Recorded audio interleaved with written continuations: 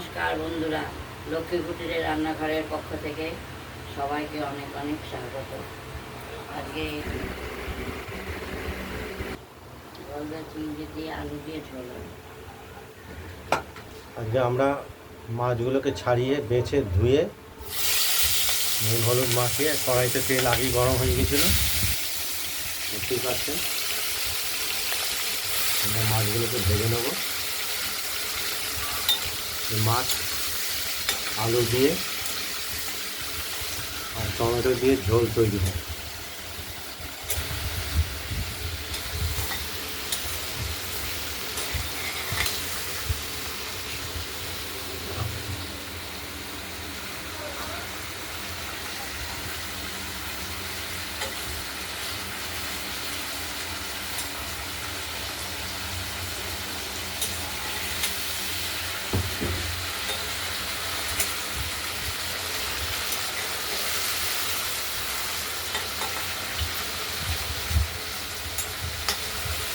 আজকে চিংড়ি মাছ ভাপা টাপা হবে না, আলু দিয়ে প্লেন ঝোল। আর এখানে শিলে মশলাটা বেটে নেওয়া হচ্ছে, জিরে, আদা আর লাল কাঁচা লঙ্কা।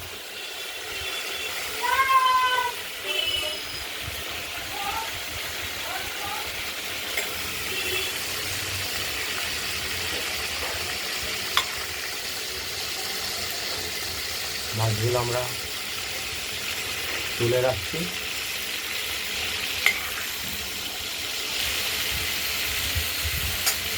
এবার তেজপাতা, শুকনো লঙ্কা, কালো জিরে ফোড়ন দিয়ে ফোড়ন দেওয়ার পর আলু দেবো।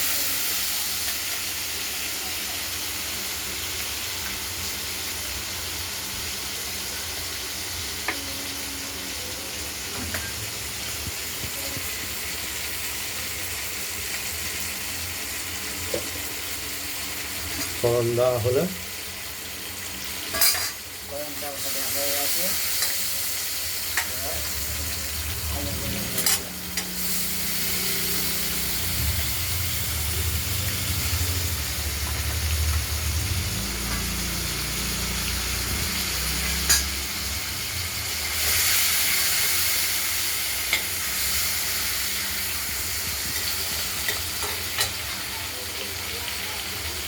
ভাজা হোক, আলুগুলোকে আমরা ভেজে নিচ্ছি, লাল করে ভেজে দেখতে থাকুন।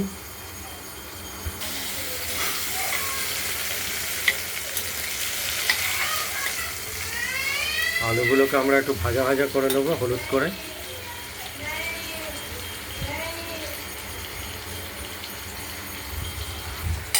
আলুগুলো ভাজা হয়ে গেছে, আর এদিকে আমাদের বাটনাটাও রেডি হয়ে গেছে।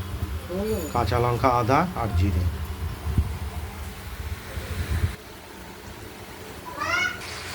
মশলাটি বেটে আমরা বাটিতে তুলে নিয়েছি। হলুদের সঙ্গে আলু ভাজা হয়ে গেছে।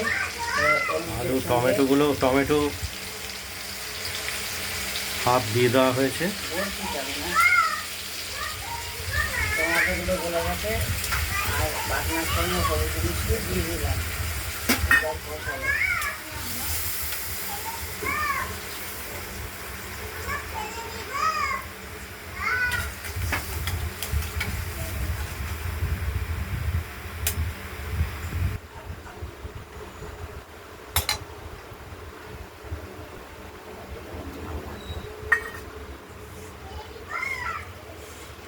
মশলাটা আমরা কষিয়ে নিচ্ছি।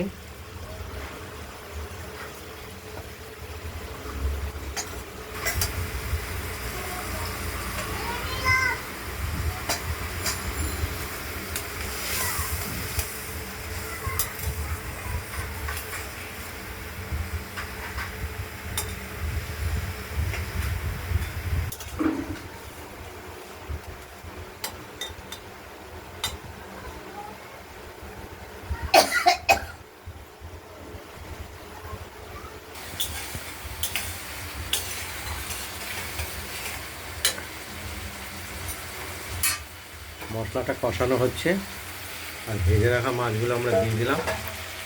অনেকটা তেল বেরিয়েও গেছে মশলাটা থেকে।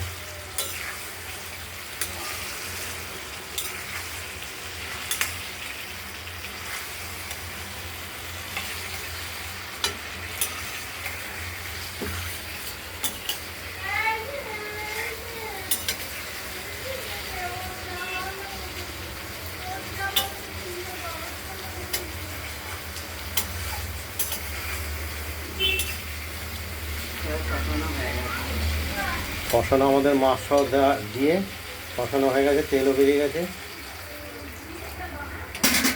আমরা ঝোলের পরিমাণ মতো জল দিয়ে দিলাম।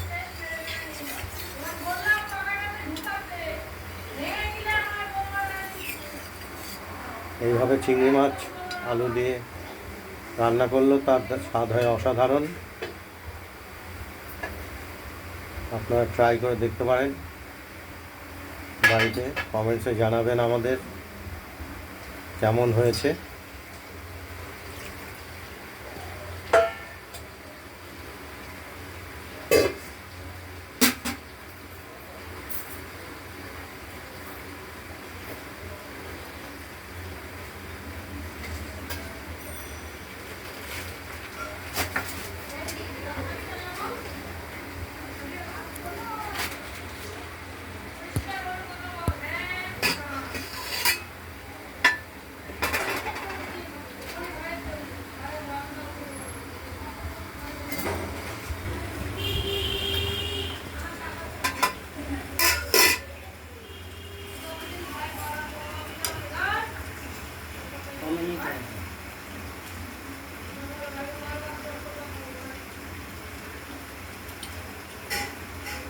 ঢাকা দিয়ে দিলাম, ফুটে উঠুক, তারপর আমরা লবণ,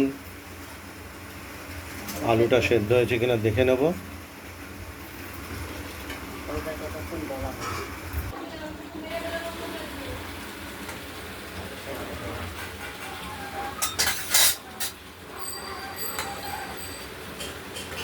আমরা একটু দেখে নেব লবণ সব কিছু ঠিকঠাক আছে কিনা, ঝাল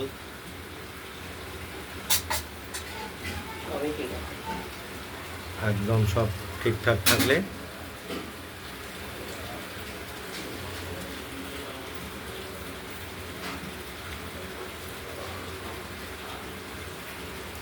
আমরা মাছের ঝোলে একটু মিষ্টিও ব্যবহার করছি।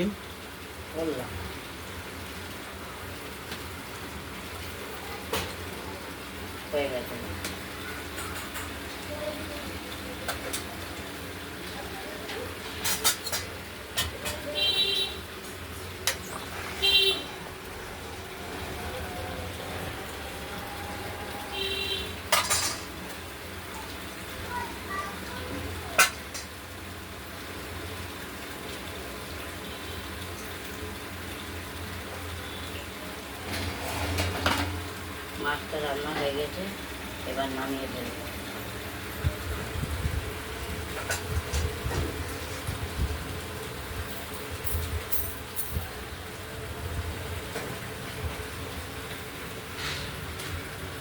এই ভিডিওটা যদি ভালো লাগে শেয়ার করবেন, কমেন্ট করবেন, আর রান্নাবান্নাটা যদি ভালো হয় সাবস্ক্রাইব করবেন। আজকের মতো এখানে ভালো থাকবেন, সুস্থ থাকবেন, সাবধান থাকবেন। আজ এই আলু দিয়ে টমেটো দিয়ে চিংড়ি মাছের ঝোল ভিডিওটি এখানেই শেষ হলো। এর পরের রেসিপিটি আরেকটি রেসিপি নিয়ে আসছি আমরা রান্না, আর এটার জন্য নমস্কার। এখানে